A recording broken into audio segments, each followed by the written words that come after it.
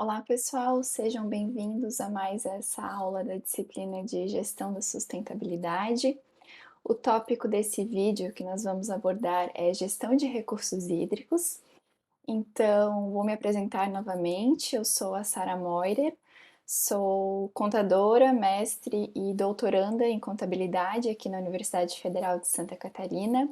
Sou integrante do Observatório de Sustentabilidade e Governança, junto com o professor Hans, né, que está lecionando essa disciplina. E sou estagiária docente, né, dessa disciplina já faz algum tempo. Então, antes de começar a minha fala efetiva da disciplina, dessa aula em específico, eu gostaria de reiterar o meu interesse pelo tema de gestão de recursos hídricos, né? A minha dissertação no mestrado já foi relacionada a essa temática, eu sigo com essa temática agora no meu doutorado, também trabalhei, né, na Secretaria de Desenvolvimento Econômico Sustentável aqui de Santa Catarina, na Diretoria de Gestão de Recursos Hídricos, então é um tema que bastante me interessa e eu vou ficar bem feliz de estar compartilhando um pouquinho alguns tópicos importantes sobre essa temática. Então, os tópicos que serão abordados aqui nessa aula em particular serão inicialmente escassez da água, depois vou fazer mais uma distinção para vocês entenderem um pouquinho a diferença de escassez de água, estresse hídrico e risco hídrico. Na sequência, nós iremos comentar sobre a pegada hídrica, sobre gestão de recursos hídricos no Brasil e também em Santa Catarina. Eu vou trazer um caso dessa gestão no setor hoteleiro, comentar um pouquinho sobre o que é a contabilidade da água, né, já que muitos alunos da disciplina são estudantes de contabilidade, e também para os demais estudantes, né, a contabilidade da água vai muito além da contabilidade, é uma disciplina bem multidisciplinar mesmo. E também vou abordar um pouco a diferença da contabilidade, da água e da gestão de recursos hídricos numa perspectiva micro e macroeconômica. Então, começando um pouquinho sobre a escassez da água, né? Quando a gente está falando de escassez de água, a gente pode estar se referindo tanto à escassez física quanto à escassez de acesso, né? Quando não existe a gestão adequada desses recursos hídricos. E a escassez de água, ela afeta todos os continentes, né?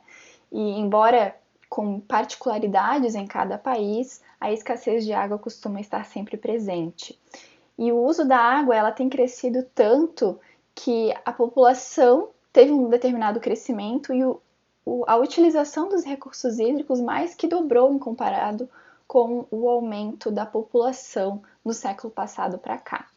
Então, é uma questão bastante pertinente, bastante preocupante e ela está cada dia mais em voga, a gestão desses recursos hídricos. Então, não existe uma escassez de recursos hídricos global, como eu comentei, mas existem particularidades em cada contexto e esses problemas de cada país precisam ser, de certa forma, solucionados muitas vezes urgentemente, né? Tem casos que já são casos extremos em algumas regiões e, enfim, cada vez mais esse tópico está aparecendo e está cada vez mais em voga. E a água ela deve ser tratada então como esse recurso escasso que ela realmente é, né? Então, com um foco mais pertinente mesmo no gerenciamento dessa demanda e de uso dos recursos hídricos, né? Então, quando a gente está falando de água, a gente não pode esquecer que a água é um direito humano universal. Então, a disponibilidade dessa água em quantidade e qualidade adequada, ela é extremamente necessária para o desenvolvimento e para a sobrevivência de qualquer nação. Então esse mapa aqui ele traz um pouquinho um contexto de como é essa situação de escassez hídrica no planeta, né? Então a gente consegue perceber essas cores mais quentes, amarelo, vermelho, são lugares com um estresse hídrico mais acentuado. Então, o que eu queria que vocês prestassem atenção nesse mapa aqui é principalmente quando a gente está olhando para o Brasil. Então, como vocês já devem imaginar, o Brasil é um país que nós temos os mais diversos índices de estresse hídrico, né? Então, temos regiões com abundância de recursos hídricos e regiões bastante distintas em que a escassez ela prevalece. E também vocês conseguem perceber aí um pouquinho a preocupação com a escassez de água nos diversos países, né? Inclusive essa partes mais acinzentadas são áreas mais desérticas, né? Então, por exemplo, a gente consegue perceber a Austrália aqui, então, o quanto a Austrália carece de disponibilidade desses recursos. Inclusive, a Austrália é um país muito referência quando a gente está tratando da gestão desse recurso. Então, embora ela não tenha a disponibilidade desse recurso em quantidade suficiente, mas a Austrália é um país referência quando a gente está falando no gerenciamento, como que ela está tratando esse recurso para que ele não, para que ele continue atendendo às demandas de toda a população. Então, eu queria trazer uma discussão um pouquinho mais dos tópicos, né, assim, um conceitual sobre essas diferenças de escassez de água, estresse hídrico e risco hídrico, mas para vocês entenderem um pouquinho o que a gente está se referindo quando a gente está falando de nações, de organizações. Então, começando com a escassez de água, né? A escassez de água, ela está relacionada à questão mais física e o uso humano com essa escassez. Então, a abundância volumétrica ou a falta dela, né? No caso, a escassez de recursos de água doce. Ela não considera se essa água é adequada para uso. Então, existe disponibilidade de água doce, mas essa água está com tiveram muitas emissões nessa água que impossibilitem a utilização desse recurso, isso não afetaria a escassez de água. A poluição desse recurso não estaria sendo considerado na escassez, né? Então, a escassez ela é impulsionada pelo homem. Então, ela na verdade é uma função sobre o volume de consumo em relação à disponibilidade de recurso hídrico naquela área, naquela região. Então, por exemplo, quando a gente está falando de uma região árida, se não houver consumo humano naquela região, ela não vai ser uma região de escassez de água, certo? Da mesma maneira que às vezes uma região tem uma disponibilidade mais bacana de recursos hídricos, mas se a população que está situada naquela região consome demais os recursos hídricos, esse nível de escassez pode ser bastante elevado. Então, para diferenciar um pouquinho do estresse hídrico, quando a gente fala de estresse hídrico, a gente está abordando a escassez e mais um pouquinho. Então, o estresse, ele, além de comentar dessa capacidade ou falta dela de atender às demandas humana e ecológica por água doce. Então, ela considera vários aspectos físicos relacionados aos recursos hídricos, incluindo a disponibilidade e entre aqui a qualidade, que a gente comentou que na escassez não havia esse enfoque, e também a acessibilidade da água, como que aquela água está acessível para que a população possa fazer uso desse recurso hídrico. Então, ela é uma função da suficiência da infraestrutura e acessibilidade de água. Então, existe ainda um ponto maior, né? A questão do risco hídrico, principalmente aqui quando a gente está falando em corporações, a gente traz bastante esse conceito. Então, o risco hídrico é a possibilidade de uma entidade enfrentar um desafio relacionado à água.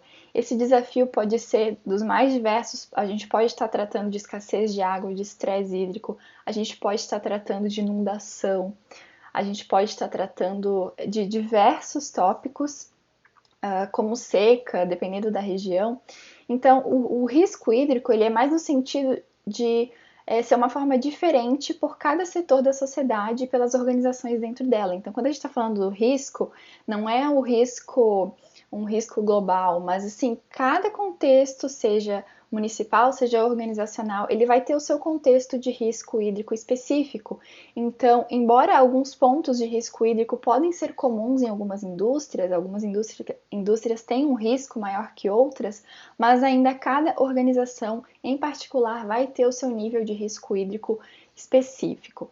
Então, quando a gente fala de risco hídrico para as empresas, refere-se às maneiras pelas quais os desafios relacionados à água podem comprometer a viabilidade do negócio. Então, isso é muito importante e isso deve ser considerado quando aquela empresa está fazendo a sua gestão, porque a partir do momento que ela não gerencia o risco que ela está enfrentando quanto aos recursos hídricos, se acontecer alguma coisa que ela estava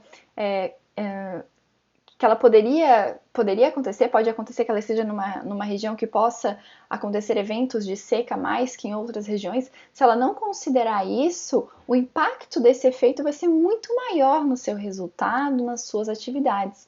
Então, a organização tem essa necessidade de estar sempre gerenciando esse risco. Esse esquema aqui, ele resume um pouquinho desses conceitos, né? Então, a gente consegue perceber que a escassez de água, ela é um pontinho menor aqui quando a gente está tratando mais da disponibilidade desse recurso.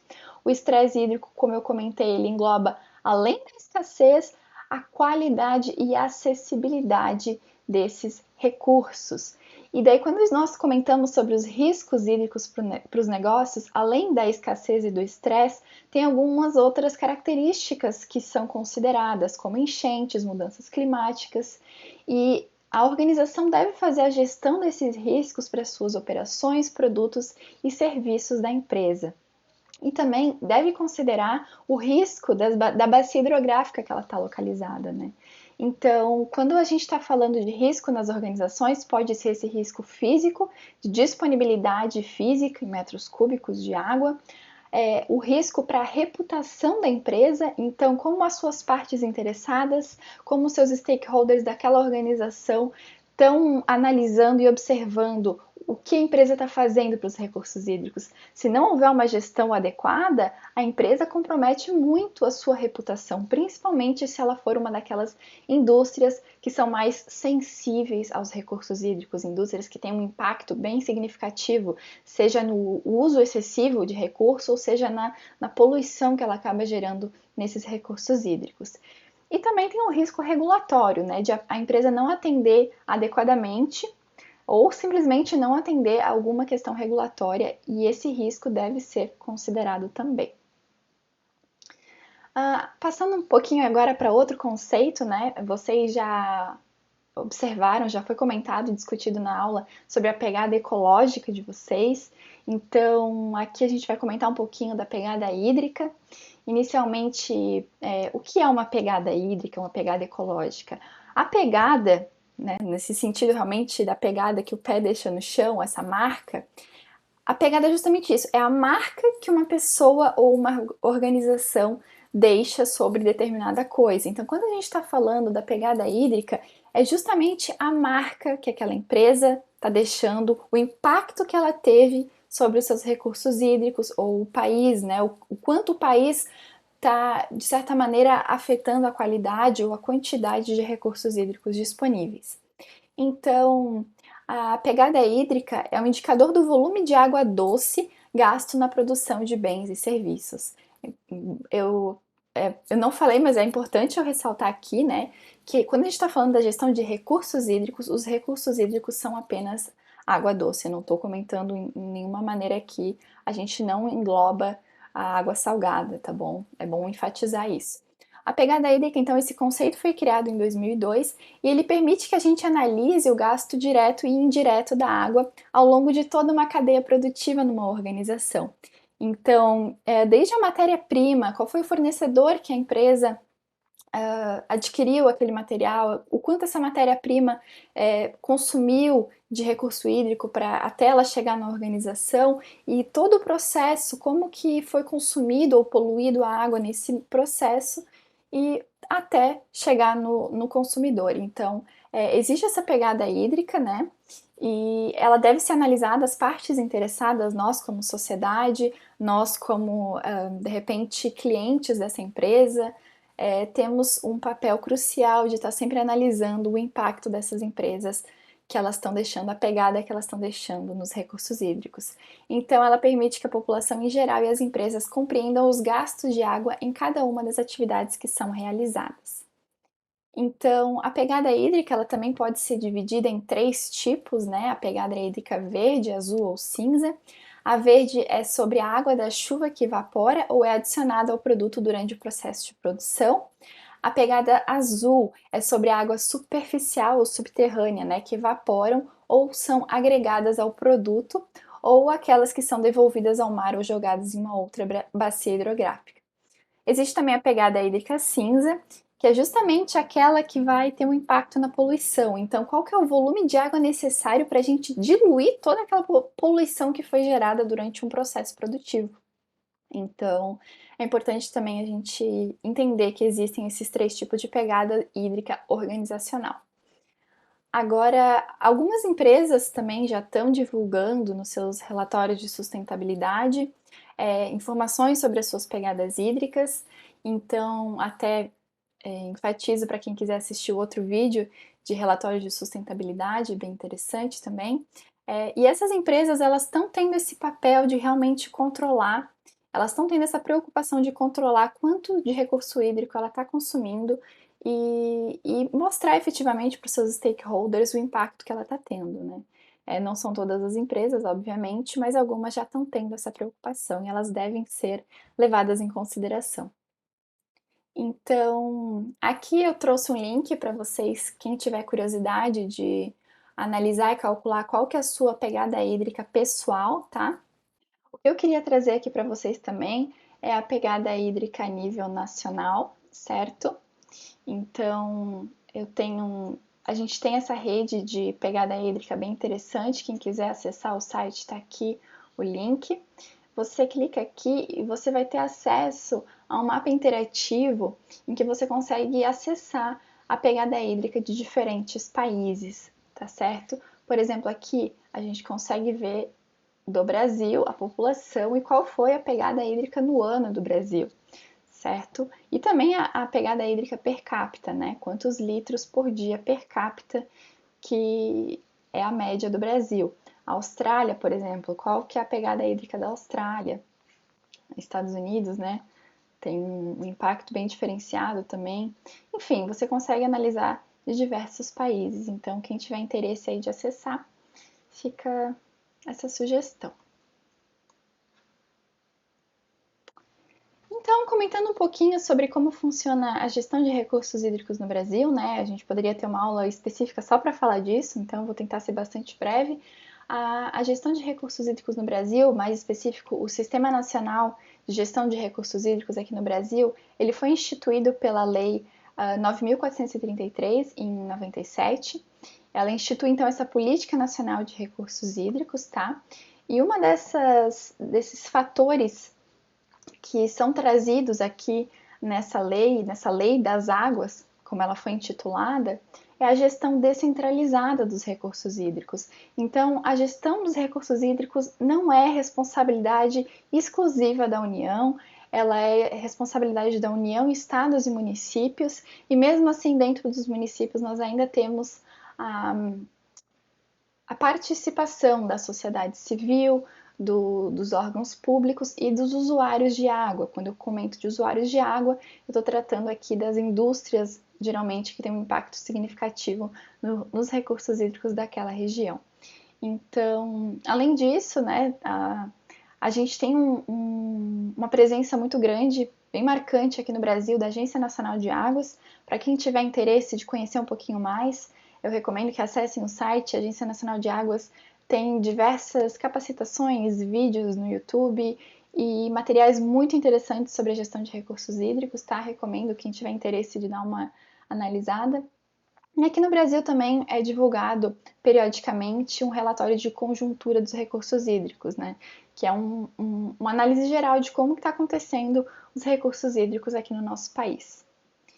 Então, sobre a descentralização que eu havia comentado, nós temos aqui algumas das entidades e agências reguladoras governamentais que estão, de certa forma, engajadas na gestão de recursos hídricos no nosso país.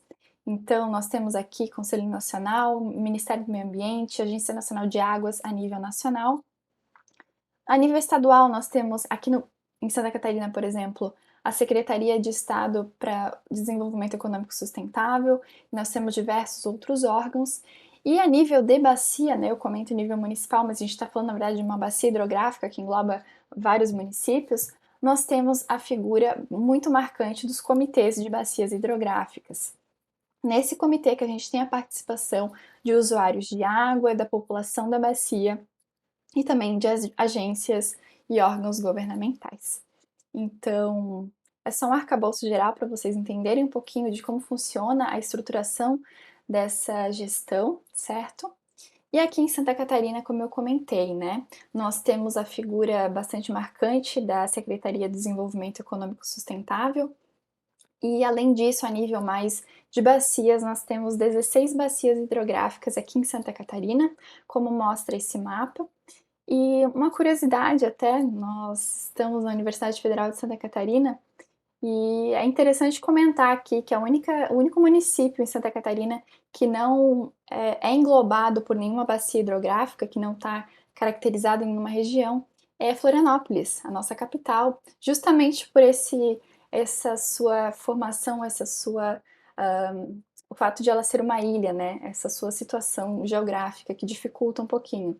Já houveram algumas iniciativas para criar um comitê em Florianópolis, mas realmente as características físicas de Florianópolis dificultam um pouco essa criação. Por enquanto, são esses os 16 comitês de bacia. E agora, comentando um pouquinho a nível corporativo, eu acho que seria interessante trazer um exemplo, vou tentar ser bastante breve, sobre como funciona a gestão de recursos hídricos no setor hoteleiro, tá? Então, aqui é um caso em particular de um setor. Esse é um estudo que eu desenvolvi junto com o professor Rogério, o professor Hans, e eu acredito que vocês podem ter uma noção um pouquinho geral de como funciona essa gestão nos hotéis e imaginar e refletir um pouquinho como funciona essa gestão no setor que você está atuando, por exemplo, nas indústrias que você conhece perto da sua casa, por exemplo. Então, uma característica bastante importante de eu estar tratando aqui o setor hoteleiro é que o setor hoteleiro é um setor que realmente tem um consumo bastante grande de recursos hídricos, como vocês já devem imaginar. Existem até estudos que mostram que o consumo de água por uma pessoa que está hospedada no hotel, ela tende a ser 3 vezes maior ao consumo médio das pessoas quando elas estão nas suas casas. Então, quando você está no hotel, geralmente você está viajando, você está tendo um tempo de folga. Então, existe essa sensação dos hóspedes, geralmente, de relaxar, de estar de férias, e isso muitas vezes acaba impactando, seja pela utilização de piscinas, por banhos mais longos, pela utilização de muitas toalhas e roupas de cama, né? Então, tudo isso impacta bastante nos recursos hídricos. E nos hotéis nós temos as demandas diretas, né, com finalidades higiênicas e questões mais alimentares também. A gente deve considerar que os restaurantes nos hotéis também têm um consumo bastante grande de recursos hídricos. E também as demandas indiretas, como irrigação, atividade de lazer, seja piscina, spa, golfe, tudo isso faz com que o setor hoteleiro demande bastante recursos hídricos. Aqui, por curiosidade, né, eu analisei alguns estudos. Esse estudo em específico, que foi publicado na revista Hospitalidade, ele se baseia nos estudos, o que a literatura está trazendo sobre a gestão de recursos hídricos nos hotéis. Então, aqui a gente percebeu justamente que os hotéis com maior classificação, então hotéis geralmente de 4 ou 5 estrelas, tendem a ter realmente uma gestão de recursos hídricos mais efetiva, de efetivamente estarem controlando esse uso, né? Provavelmente por terem mais recursos e sistemas que facilitam um pouquinho mais essa gestão, né? Mas existem medidas bastante simples, como a gente pode ver nesse artigo, que hotéis com menos classificação já poderiam adotar para tentar minimizar o seu impacto nos recursos hídricos. Então, eu elenco nesse artigo algumas práticas para os hotéis, né, o que eu encontrei na literatura. São diversas práticas, quem tiver interesse pode ficar à vontade de dar uma analisada. Seja reutilização de água para descarga, seja instalando dispositivos de economia de água, né? Às vezes um vaso sanitário que tenha descarga dupla já faz uma diferença bastante grande quando a gente está falando principalmente em larga escala, como os hotéis. O aerador da torneira também diminui bastante, entre outras medidas. Enfim, também uma questão bastante importante que a gente elencou nesse estudo é a promoção de programas de conscientização da equipe. Então, às vezes, a equipe não tem noção da diferença que ela pode fazer na gestão desses recursos por, às vezes, medidas muito simples que estão ali rotineiras, que poderiam realmente diminuir bastante esse impacto, né? Então, eu listo aqui algumas práticas, quem tiver interesse pode analisar com mais calma também. E o que a gente percebe também é que as áreas mais estudadas, né, então existe um enfoque bastante grande no quarto de hóspedes, que é uma área que realmente demanda bastante recursos hídricos, sejam pela troca de roupa de cama e banho, seja pelo próprio banho, né, que consome bastante água e descargas. Na sequência temos as piscinas, né, que dependendo do autor eles têm visões distintas sobre a utilização e o impacto efetivo das piscinas ou não, né?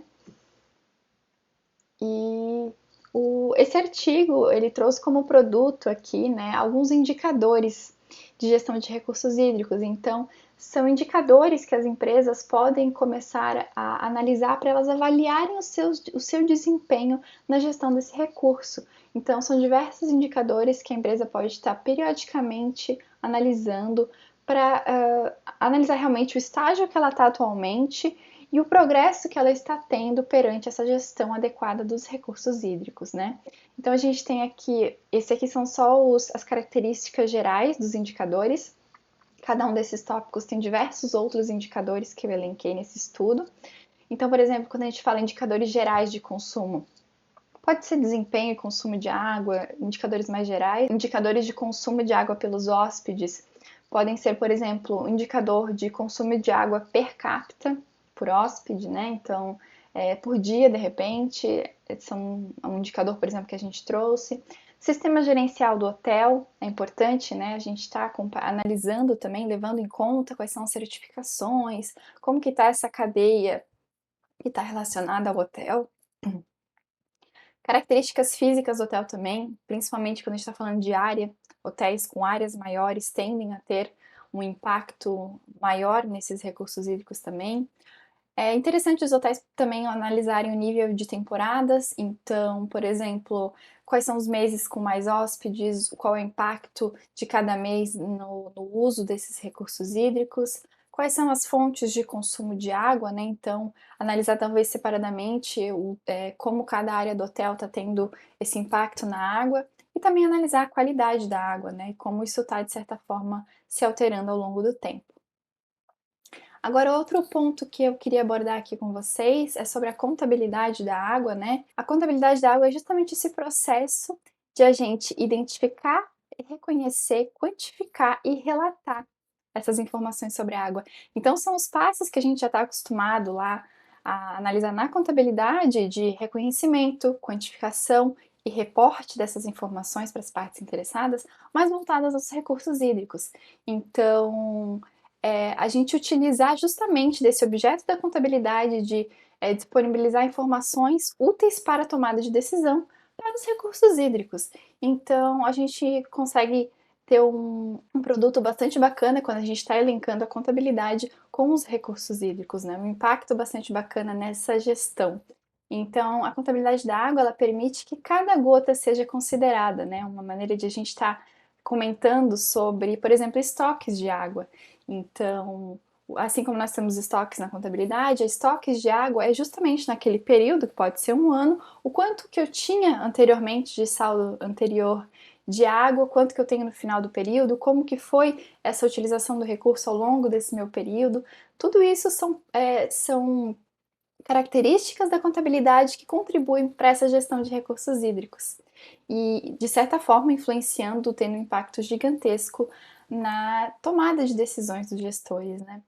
Então, a contabilidade da água tem essa preocupação com essa estrutura para a gente quantificar, relatar, monitorar essa água, como eu comentei, e assim como a contabilidade, ela também especifica os limites espaciais e temporais. Então a gente pode estar, por exemplo, às vezes acontece, né, na contabilidade nós temos o nosso período contábil, mas aqui pode acontecer de, por exemplo, se um país vai fazer as suas contas de água, ele não considerar apenas um ano, mas está considerando 2 ou 3, porque é uma situação mais difícil de a gente ter essa coleta de dados, né? E também especifica os limites espaciais, isso é muito importante, né? Quando a gente está tratando do recurso hídrico, deve ser bem limitado qual que é o limite espacial desse reporte de informação. E uma coisa bastante interessante é que a contabilidade da água, ela trata não apenas as informações físicas em metros cúbicos, mas também informações monetárias sobre esses recursos hídricos, né?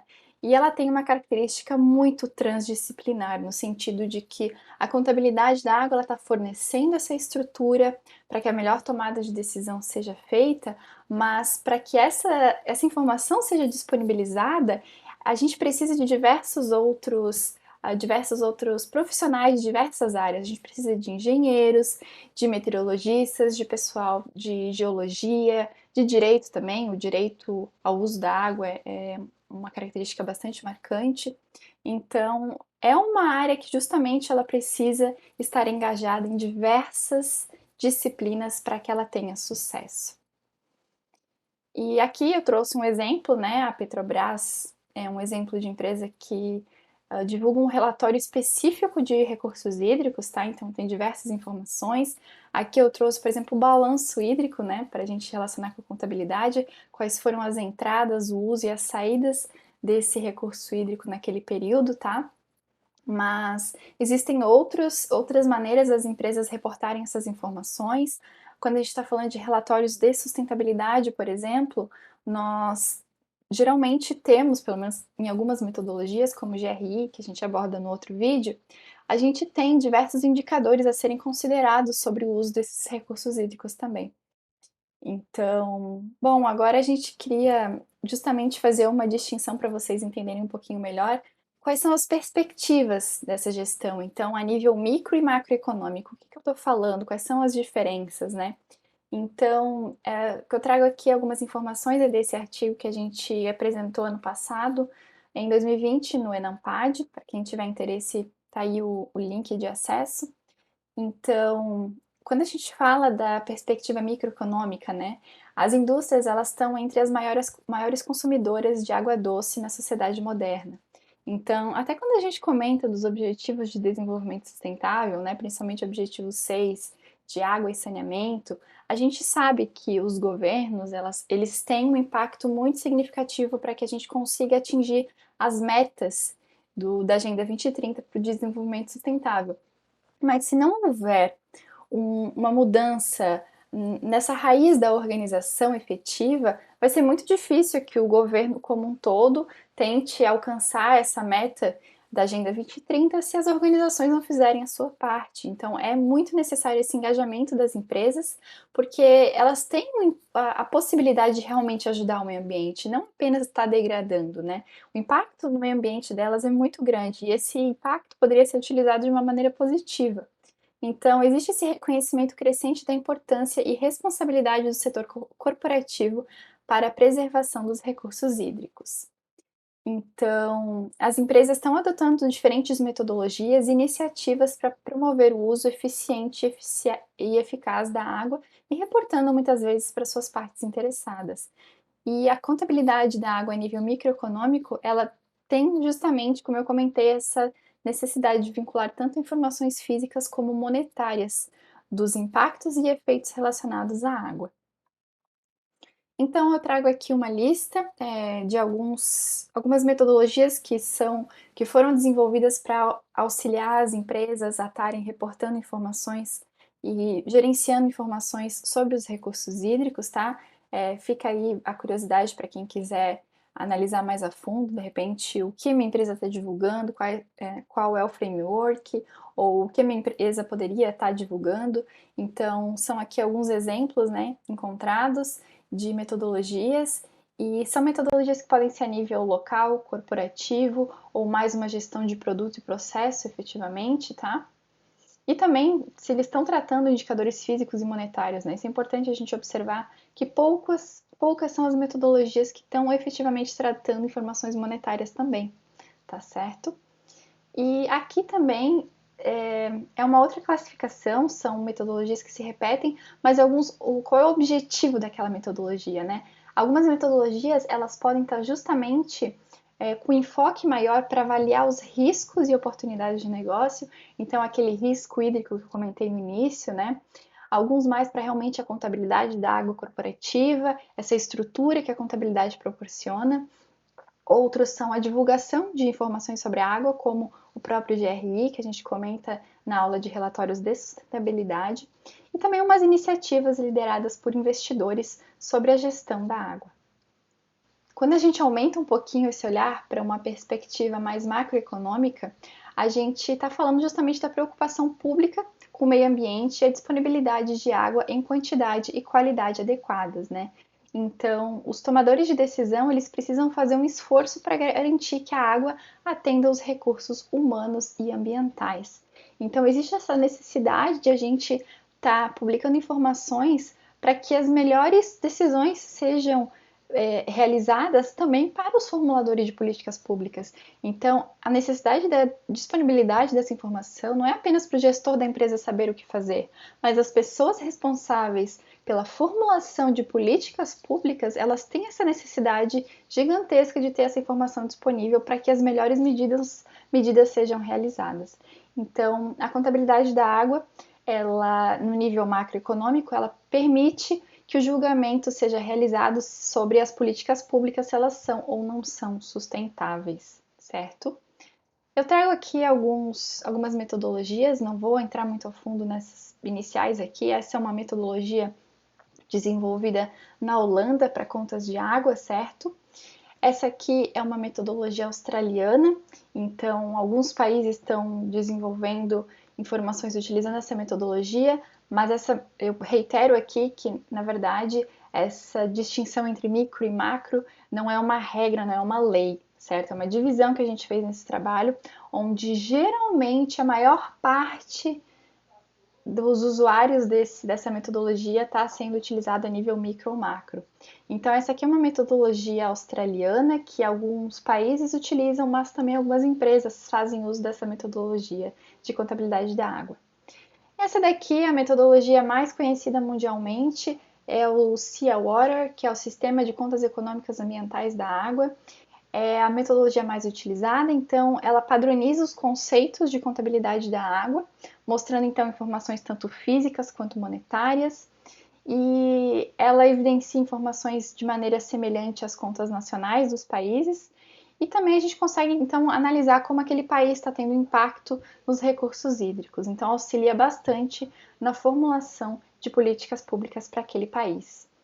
Então, esse esquema aqui, ele resume um pouquinho de como está sendo realizada essa análise nessa metodologia do CIA, tá? Então, só realmente para vocês entenderem o que está sendo considerado aqui.